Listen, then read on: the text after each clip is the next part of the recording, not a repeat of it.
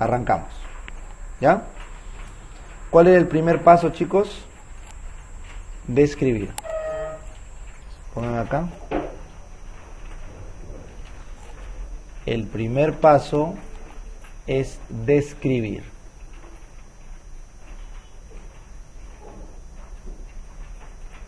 Por lo tanto, ¿cuáles son las primeras medidas que vamos a estudiar?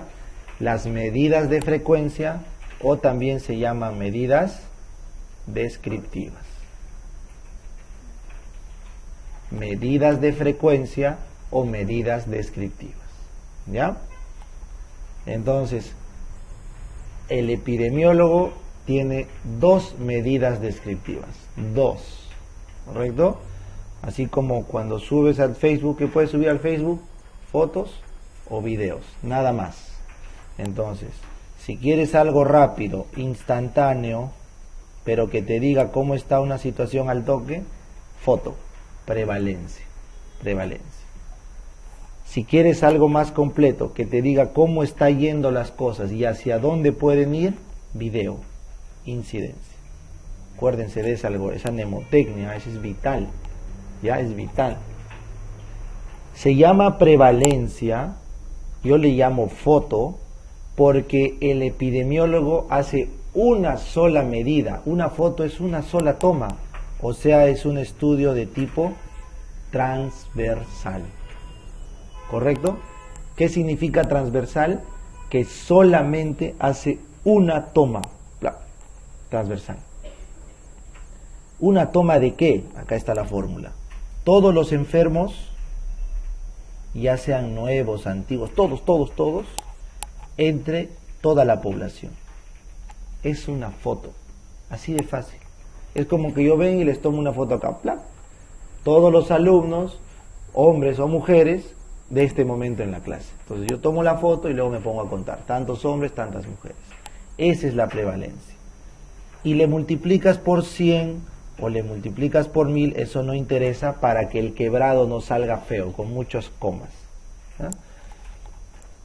Entonces, esta toma de prevalencia, ¿para qué sirve? Nunca te olvides, ¿ah? Sirve para evaluar la magnitud.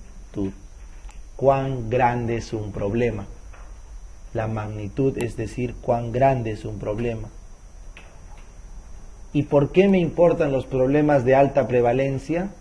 Porque afectan a gran parte de la población, o sea, son problemas de importancia política. Por eso la pregunta del residentado era, ¿el MINSA, en función de qué valor epidemiológico decide intervenir o no? En función de la magnitud, o sea, en función de la prevalencia de enfermedad. Te pregunto, ¿por qué el MINSA no hace una estrategia de melanoma? ¿Por qué no hay la estrategia nacional de fenilcetonuria? ¿Por qué? Porque no es un problema prevalente, no le interesa. Eso lo verán pues las ONGs para niños con fenilcetonuria, pues. Pero para el nivel político del MINSA lo que importa es la magnitud o la prevalencia de los daños. Entonces no te olvides, es una foto, es una toma en el tiempo, un estudio transversal. Muy bien, entonces cuando nos pregunten la prevalencia, ¿qué puede aumentar? Si esta es una ecuación, numerador, denominador, esta es una ecuación, ¿qué puede aumentar la prevalencia? Solo dos cosas, ¿cuáles? Que aumente el numerador o que disminuya el denominador. No hay opción matemática. ¿Está bien? Entonces vamos a leer. ¿Qué pasa si la enfermedad dura más? ¿Va a haber más o menos casos? Más, porque más tiempo son catalogados como casos. Si yo me resfrío por 5 días, soy un caso 5 días. Si mi resfrío dura un año, soy un caso un año. Tengo más chance de aparecer en la ecuación como caso.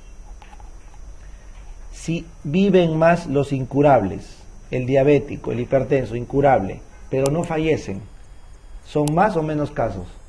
Más casos. Entonces, si la pregunta es, ¿vivir más aumenta la prevalencia de una enfermedad crónica? La letalidad disminuye la prevalencia. Es lógico. ¿Ya? Incremento de incidencia. Incidencia, vamos a ver abajo, que es los casos nuevos. Si hay más casos nuevos, hay más prevalencia. No lo olviden, ¿ya? Por eso, chicos, vengan acá, esta formulita de una vez, acá marquen. La incidencia por la duración de la enfermedad es la prevalencia. Es directamente proporcional. Si aumenta la incidencia, aumenta la prevalencia. Si aumenta la duración, aumenta la prevalencia. Esta es la formulita. ¿Ya? Sencillo. Muy bien. Doctor, están viniendo pacientes inmigrantes. Importación de enfermos. Aumenta la prevalencia. Inmigración de susceptibles que pueden enfermar. Aumentan la prevalencia. Lógico. Ahora cambiamos de color. El único que puede bajar la población es esto, emigración de sanos. El único que puede actuar en el denominador es la emigración de sanos. No hay otra. Emigración de sanos. Y volvemos, esta es la pregunta examen, a la más repetida. Si la pregunta o la prueba diagnóstica tiene más chance de dar positivo, o sea, aumenta la sensibilidad, entonces, ¿qué pasa con la prevalencia? Aumenta. Por eso cuando me dicen, doctor, ahora hay más cáncer que antes. Probablemente no. Probablemente ahora haya más exámenes diagnósticos de cáncer que antes. Entonces, si me están llamando desde los 20 y pico años, Oncosalud, ¿no quieres un descarte preventivo? ¿Ahora estoy seguro? Entonces, es más probable que en algún momento de la vida haya más diagnóstico de cáncer que antes. O sea, los test de screening aumentan la enfermedad. ¿Por qué? Porque aumentan el diagnóstico. ¿Ya? Entonces no se olviden, la enfermedad para el salubrista solo es conocida a través de la prevalencia. ¿Está bien? A través de la prevalencia. Y por eso, chicos, es muy importante la definición de caso. Si ser diabético sería tener glucosa más de 101 basal, habría un montón de diabéticos. Si ser diabético sería tener más de 200 de glucosa en basal, habrían menos diabéticos. O sea, chicos, recuerden, el que define el caso, define la enfermedad o no. Y eso a veces no nos damos cuenta. Tienen que ser, como médicos, muy finos al momento de aceptar la definición de un caso. ¿Está bien? Tienen que saber por qué es uno hipertenso, es uno diabético, por qué el corte se hizo en 140 y no en 190, ¿ya? Porque no se olviden que esto, cuando hay un error, hay demasiados daños colaterales en la salud pública y en la salud del paciente. Ya recuerden, la definición de caso es vital para el salubrista. ¿Ya? Muy bien. Entonces, vengamos acá. Esta es una pregunta que siempre les hago. Es una pregunta sensor, la llamo, porque a veces no la captan. Les digo, si yo hago una evaluación de todas las diarreas que hubieron desde el año 2000 hasta el año 2010, ¿qué estudio he hecho? Y varios responden incidencia. Y me dicen, ¿por qué, doctor? Es que es en el tiempo. Usted ha agarrado, mire, 10 años, tanto tiempo. No. En la prevalencia se llama puntual cuando es en un solo lugar o un momento en el tiempo, y se llama lápsica cuando es en un solo momento en el tiempo la medición, pero el intervalo es mayor. O sea, no confunda transversalidad, correcto, transversalidad con la fecha de un estudio. Ese es un concepto que desde ahora estamos en primera vuelta, tenemos que zanjar. Las fechas de las mediciones, eso se llama prospectividad, retrospectividad. Las fechas. En cambio, la medición se llama transversalidad o longitudinalidad. ¿Qué quiero decir? Que si tú te sientas hoy día, supongamos la unidad de tiempo que sea días, hoy, lunes 16 del 10, y hoy día mides, les tomo una foto, los asistentes a la clase de hoy, entonces esa ha sido una sola medición, pero del día de hoy. Es una medición transversal, pero puntual. Pero si yo quiero saber cuánto están viniendo a la clase de epidemiología en general de salud pública, Entonces tengo que medirles el lunes pasado, el jueves pasado, hoy, el jueves que viene y de repente unos 4 jueves más. Pero chicos, les estoy midiendo en el tiempo, pero voy a dar un solo resultado y voy a decir, asistieron 30%. ¿Me entienden? O sea, he hecho una sola medición, a pesar de que he tomado varias mediciones en varios días. ¿Cuál es mi resultado al final? Esta es la cantidad que vino en todo este lapso. Eso se llama prevalencia lápsica. Entiendan bien el concepto, ¿eh? Porque ¿cuál es el resultado que doy como investigador? Un solo dato. Acá también un solo dato. Y agrupado. Porque cuando hablemos de incidencia, y por eso lo dejo para el final esta explicación, vamos acá. Cuando hablamos de incidencia, el concepto es distinto. El concepto cambia. Cuando hablo de incidencia, aparece video, la palabra video. ¿Se acuerdan? ¿Qué es un video? Son varias fotos, una después de otra, que se pasan a velocidad. Entonces, la incidencia, yo me acuerdo así, es un montón de prevalencias, ¿correcto? Pero que pasan una tras otra, con una sola condición, que los casos que se consideran son los casos nuevos, no los casos totales, sino los nuevos. Y abajo, en vez de población total, población en riesgo. ¿Está bien? Entonces, ¿qué es la incidencia? Es una continuación crónica larga de prevalencias, o sea, de casos entre población, pero con una condición, que vamos a agarrar solo los casos nuevos y abajo vamos a agarrar solo la población en riesgo. Entonces, la incidencia es totalmente diferente a la prevalencia, en concepto, en números y en función. No tienen absolutamente nada que ver. Por favor, quiero que comprendan esto. En la incidencia yo valoro variación temporal, variación de tiempo. Una es antes que la otra. Por eso les digo un video. Para que exista un video, una foto tiene que estar antes que otra y esta antes que otra. O sea, hay un desenlace futuro. ¿Ya? Entonces, al haber variación de tiempo, tú me preguntarás, doctor, ¿y cómo usted sabe que hay variación de tiempo? Porque la ecuación te dice casos nuevos. La incidencia, acá está, incidencia acumulada IA, es el número de casos nuevos. Si usted me dice caso nuevo, es porque antes ese no era caso. O sea, ¿qué ocurrió antes y después? ¿Qué dimensión le hemos metido a la ecuación? Tiempo. Tiempo. Nunca lo olvides, ¿ya? Acuérdense en sus clases de física. ¿Se acuerdan de sus clases de física para postular a la universidad? Las ecuaciones dimensionales. ¿Se acuerdan? Cuando había que dividir distancia, tiempo, fuerza, y abajo distancia, tiempo, sin fuerza, se anulaban y te quedaba fuerza, ¿no? No sé si recuerdo. Entonces, los físicos necesitan saber esta medición, ¿cuántas dimensiones tiene? Entonces acá teníamos paciente, paciente, una sola dimensión, persona, ¿correcto? Persona. En cambio acá, al decir caso nuevo, tenemos persona y ¿qué variable más? Tiempo. O sea, ¿qué ocurrió en la incidencia? ¿Qué entró al juego? La variable tiempo. Esa es clave. Muy bien, primera diferencia. Segunda diferencia. La población sobre la que divide no es la población total, es la población en riesgo. Porque si fuera la población total, el número sería muy chiquito, ¿correcto? Entonces dicen, no, vamos a la población en riesgo. Pero acá hay un dato, y esto espero que lo interiorices. Al tú hablar de población en riesgo, y el caso nuevo que ocurra del riesgo, la incidencia me está midiendo otro concepto, que es el concepto de riesgo.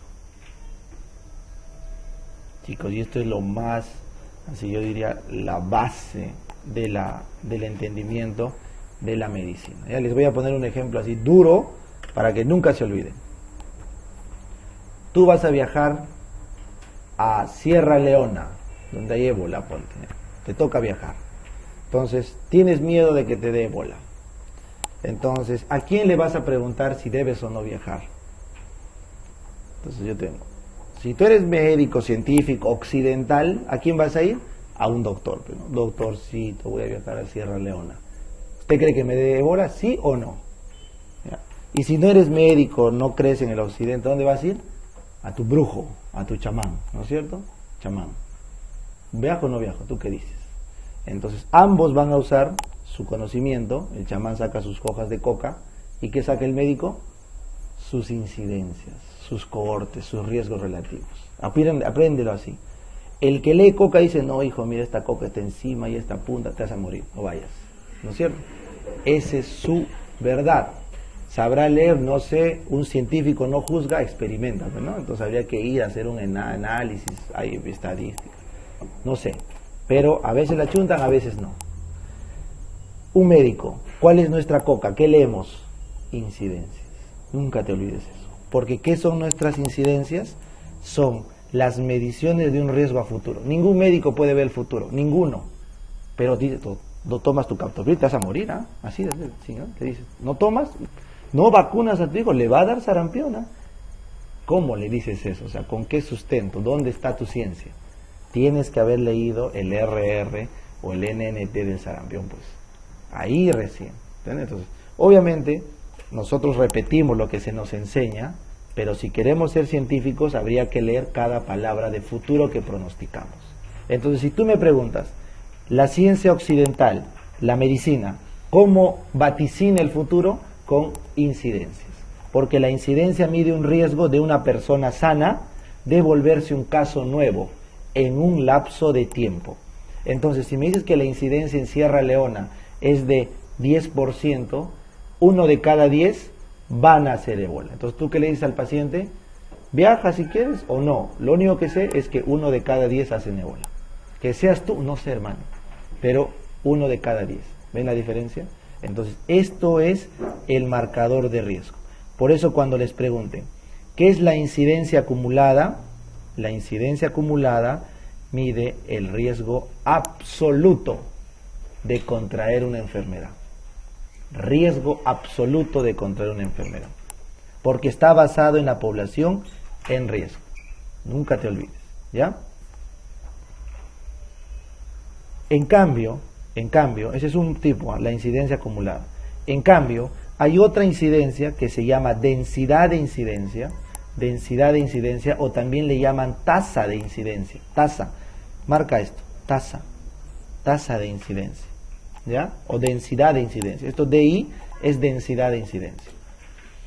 Es una ecuación que te pone los casos nuevos acá, casos nuevos, pero abajo te pone la sumatoria, este es el símbolo de sumatoria, de todos los periodos libres de una persona en el estudio. O sea, persona por tiempo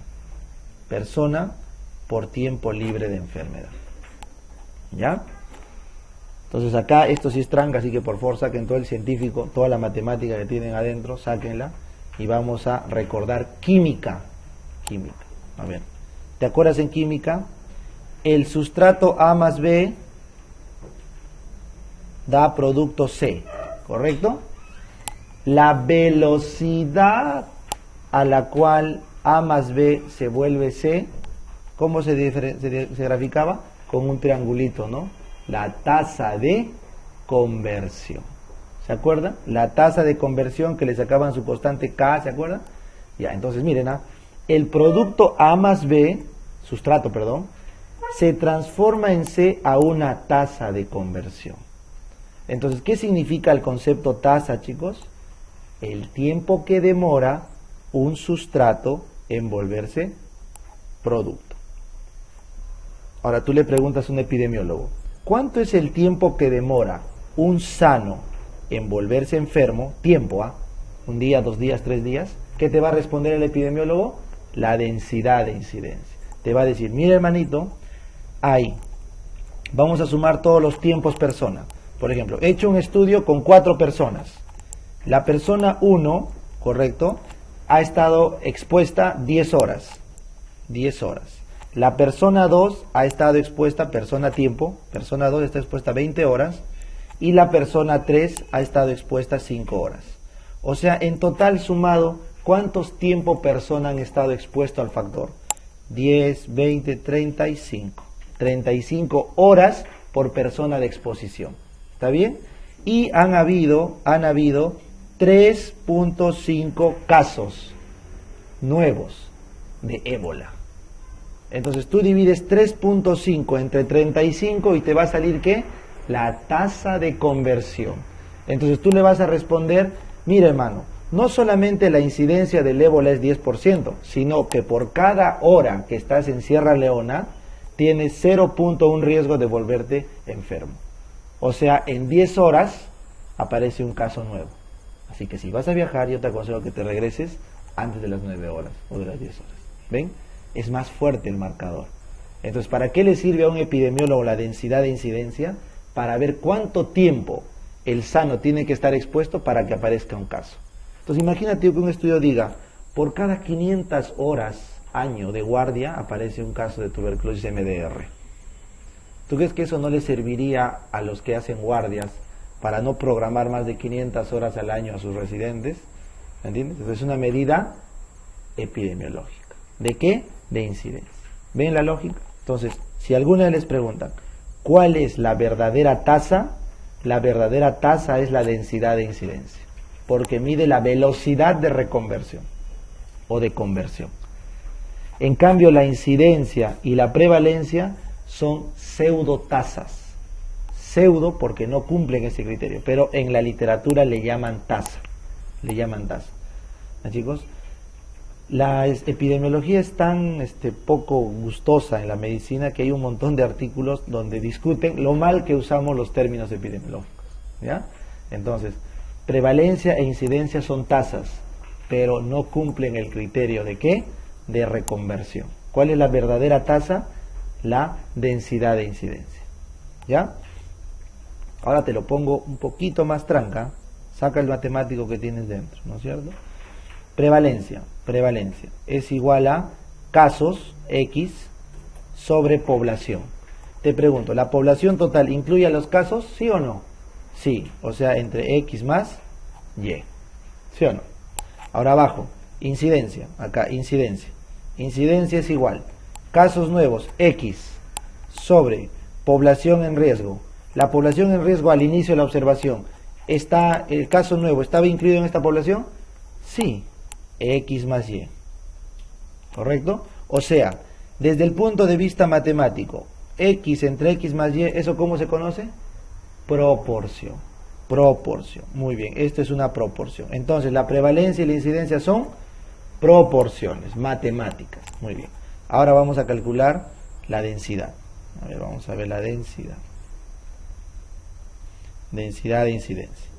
La densidad de incidencia era igual a ¿qué? Casos nuevos X, X igual, caso nuevo X, entre la suma de todos los tiempos, persona-tiempo expuestos. O sea, te pregunto, abajo, en la multiplicación persona por tiempo, ¿está incluido el caso nuevo? ¿Sí o no? No, esta es otra medición, es otra dimensión. Esta es una dimensión persona por tiempo, esta es la dimensión persona. Tú no puedes mezclar, arriba tienes persona, abajo tienes persona por tiempo, es otra dimensión física. O sea, ¿esto qué es? Un Y. ¿Cómo se llama X entre Y? Razón. ¿Se dan cuenta? Razón. Entonces yo te pregunto, aquellos que banqueaban y decían que solamente las proporciones son tasas, ¿cómo me explicas que la densidad de incidencia es la verdadera tasa? ¿Se dan cuenta? Entonces, esa es una desviación del conocimiento, ya, ese es un daño del banqueo, porque hay una pregunta del residentado del ENAM, creo, que dice, las tasas tienen que ser, y abajo ponen proporciones, y está mal. La tasa no tiene que ver, la tasa puede ser una razón, la tasa puede ser una proporción. ¿De qué depende el concepto? De recambio. ¿Cuál es el único que cumple el criterio de recambio? La densidad. Entonces, ¿por qué le llaman tasa de prevalencia, tasa de incidencia? Por convención. Porque simplemente dicen que como se considera la medición en un tiempo y en un lugar determinado, debería hablarse de tasa. Ojo, ¿eh? Ojo. Acá estoy cambiando una o dos preguntas históricas de los bancos porque está mal. Y si gustan les paso los artículos de Ciel o de el Sevier y todo, donde discuten este mal uso de la palabra tasa. ¿Ya? La verdadera tasa es la densidad de incidencia. ¿Ya, chicos? Ya espero que lo tengamos todo claro. Muy bien. Entonces, acá ya les expliqué, si la incidencia no cambia y la población es estable, la prevalencia es la multiplicación de ambas. Y eso creo que ya lo explicamos arriba. Entonces, chicos, acá hemos estudiado las primeras medidas que se llaman medidas de frecuencia. ¿Ya? ¿Para qué paso servían las medidas de frecuencia? Para el paso 1. La prevalencia es igual a la incidencia en algún momento, en absolutamente nada. Salvo, bueno, ya que son proporciones las dos ya, si quieres. Pero de ahí sus conceptos son diametralmente opuestos. Son dos cosas. Este es un carro, este es un avión. El avión usas para viajar de lejos, el carro de cerca. No puedes compararlos. No hay forma. Y si me dijeran, si la prevalencia medía la magnitud, ¿la incidencia qué mide? La gravedad. La incidencia mide la gravedad. ¿Ya? O también le llaman la velocidad.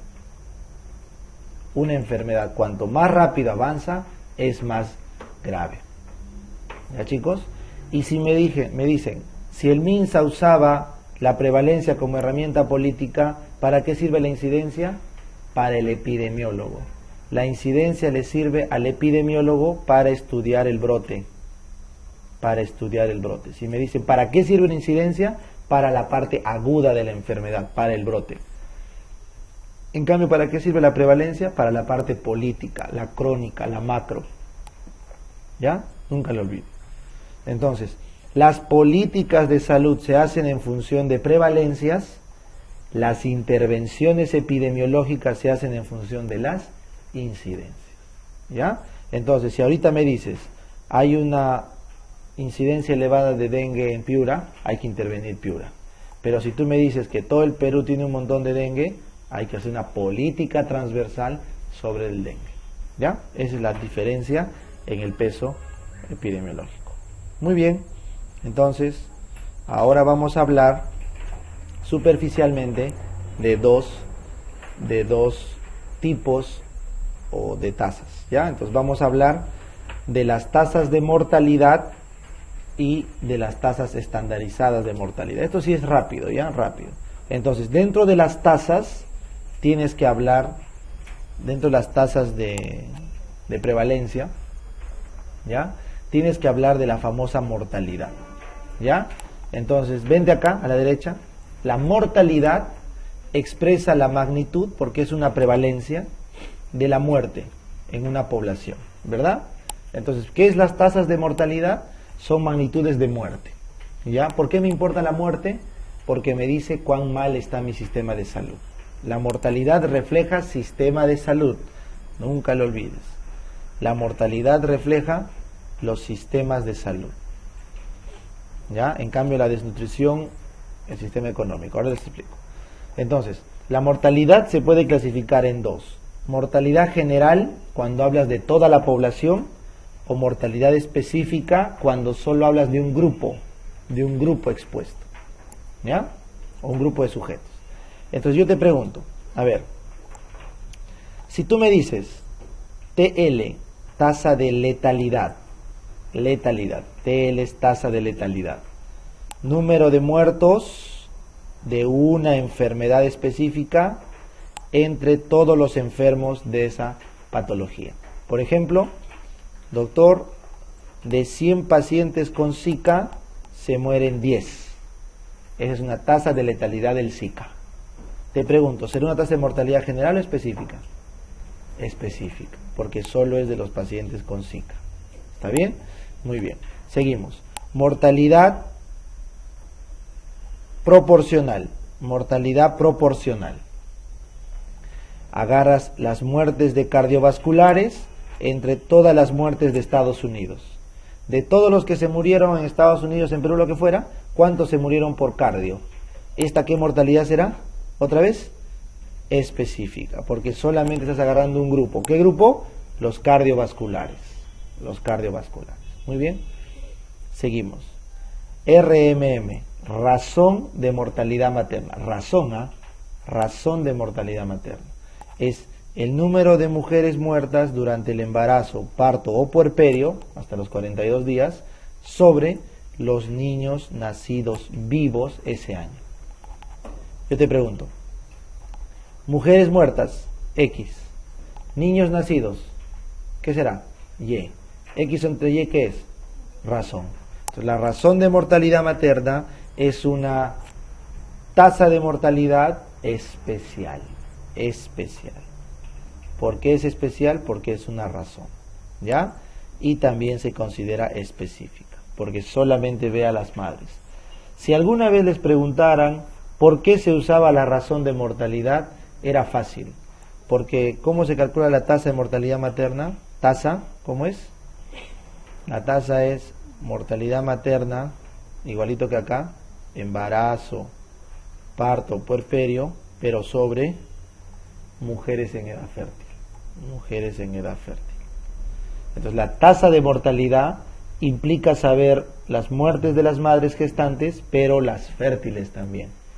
Entonces, yo te pregunto, en el Perú antiguo, ¿no?, de los 80, 70, ¿tenías forma de saber cuántas mujeres estaban fértiles en el Perú? No, era tranca. Ni DNI tenían todas.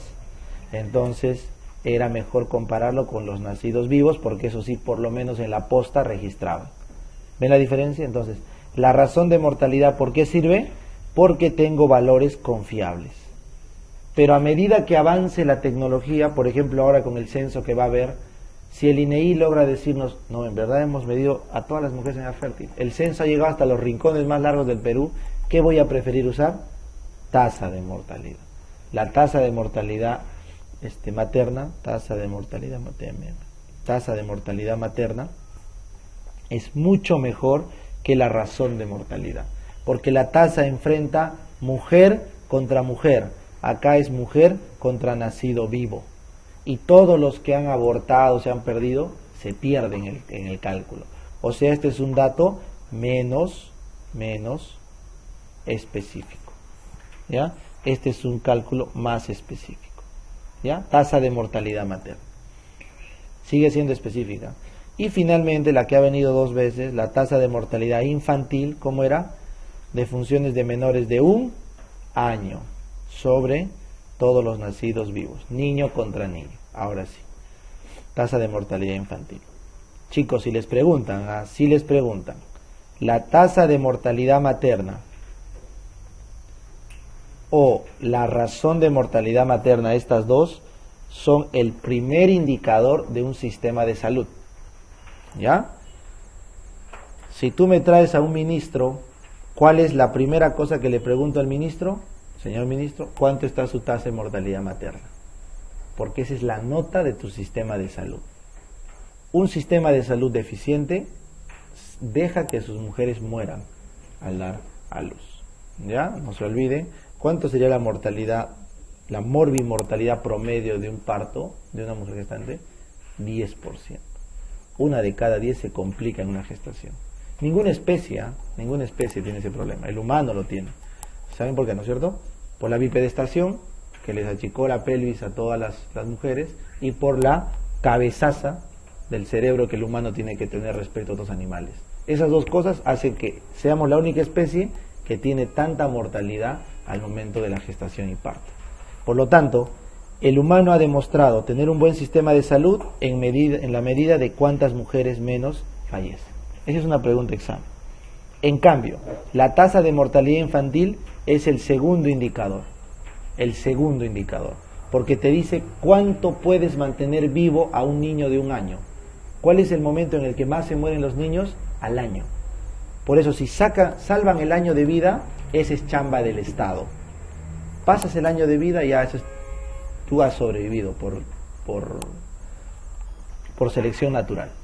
Pero hasta el año de vida, el Estado pesa mucho en los niños. Nunca se olviden eso, ¿ya? Entonces, por eso, estas son las dos calificaciones que se le hace a un ministro de salud. En cambio, vengan acá, subrayen esta. La desnutrición crónica, esta de acá, ahorita estamos en 14, este es un dato pasado, sorry, este es un dato del año pasado, ya estamos en 14. Caliwarma aprendió bien, en la última medición estamos en 14,9 creo.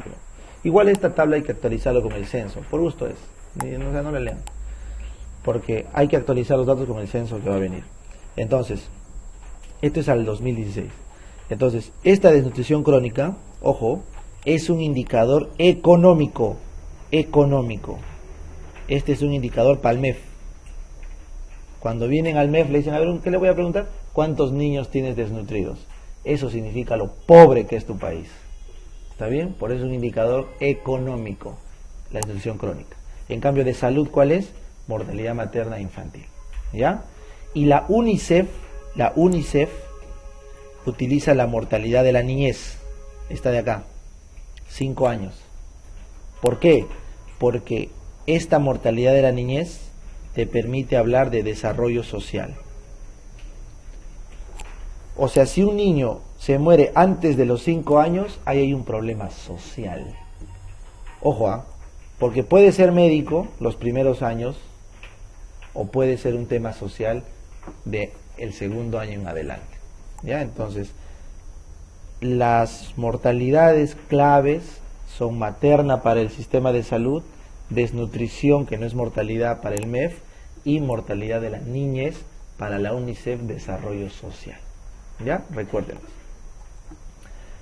Para los pediatras en el niño sobre todo, lo que les importa es esto, la perinatalia. Ese es un indicador hospitalario. Del 7º mes al 7º día de nacido, ese es chamba del pediatra.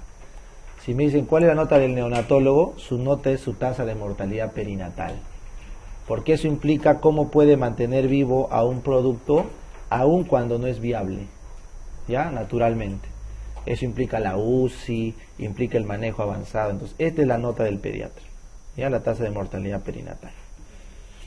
Muy bien, entonces ya hemos hablado de mortalidad infantil, hemos hablado mortalidad materna, no te olvides que es una razón. Ya está. Entonces seguimos. Entonces, chicos, todas son mortalidades específicas, pues específica. ¿Cuál es la única general? Esta de acá, la tasa de mortalidad general. Esta es la tasa de mortalidad general. ¿Ya?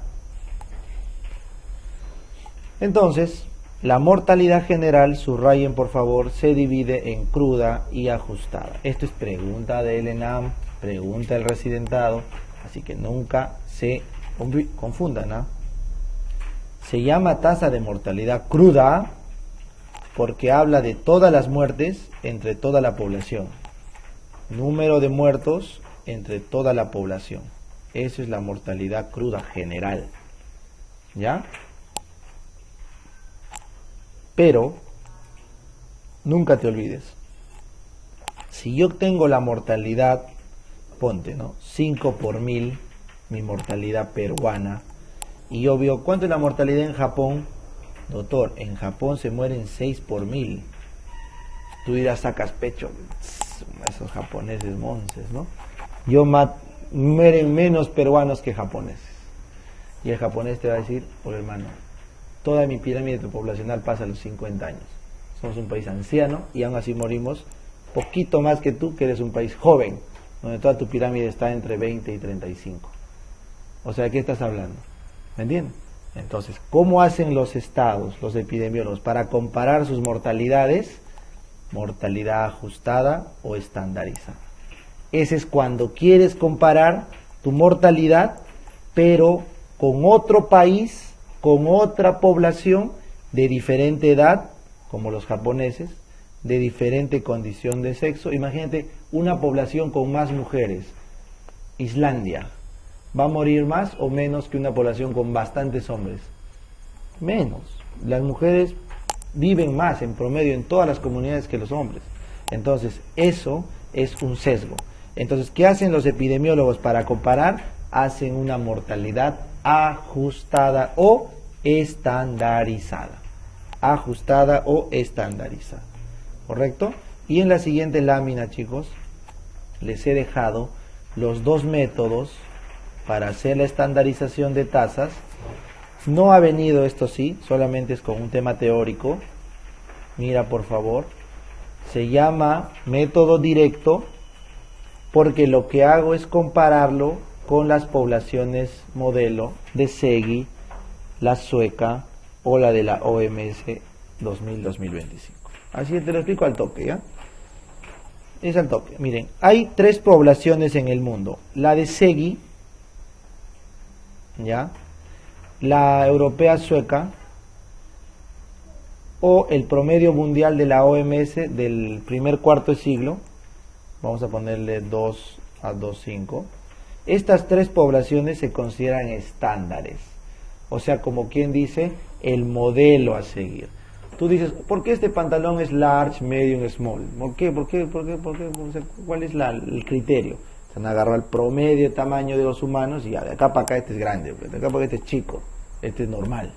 Entonces, el investigador siempre necesita ¿qué? Una normalidad para decir que algo es mucho o es poco. Entonces, estas poblaciones tienen unas pirámides poblacionales estándares. No hay ni muchos niños ni muchos viejitos. Está equilibrado. En tal forma que si tú quieres comparar Perú con Japón, entonces es simple, compara Perú con SEGI, con la sueca o con la OMS y te va a salir un valor K. Compara Japón con SEGI, con la sueca o con la OMS y te va a salir un valor K2. Compara las Ks y ahí recién ves la mortalidad real. ¿Me entienden? Entonces, ¿qué es la estandarización de tasas?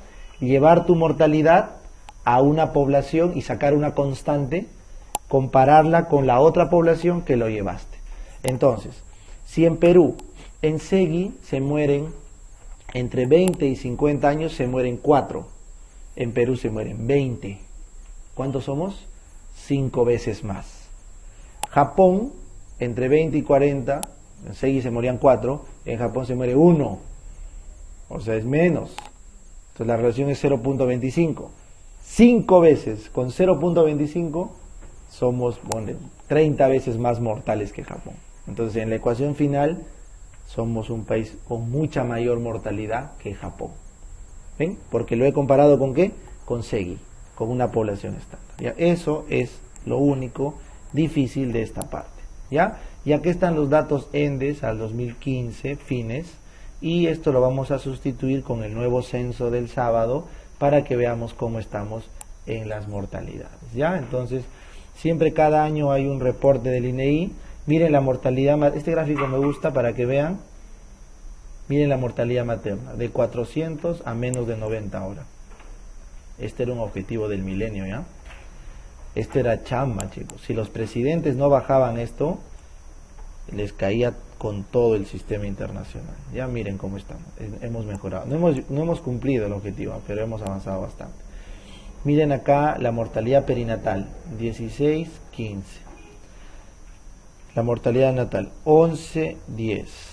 O sea, ¿ha habido algún cambio en tantos años? ¿Cómo se llama esto? ¿Lo que han visto con el doctor Ortiz? La trampa. Esta es la trampa de la neonatología. Esa es pregunta de examen. La mortalidad perinatal y la mortalidad neonatal y la mortalidad infantil están amarradas a las enfermedades perinatales. Y las enfermedades perinatales están amarradas a la prematuridad. Y recuerdan, la prematuridad, ¿cuál es su causa? No se sabe. No se sabe. Hay factores de riesgo, pero no se sabe. Entonces, si tú me preguntas, ¿por qué mientras la mortalidad materna pasó de 400 a 90, 4 veces menos casi, ¿por qué la mortalidad perinatal está estancada? Porque no se puede controlar la prematuridad. No se puede controlar los problemas de prematuridad que conllevan a muerte infantil. Se cruza, pues el niñito quiere nacer, nace. No hay la incubadora, no hay UCI, no hay nada, se muere. ¿Ya? Por eso está amarrado acá la mortalidad. ¿Ya? Sin contar problemas congénitos, que tampoco no se pueden controlar. Entonces, esa es la trampa de la prematuridad. Muy bien. Entonces, ahora sí, terminamos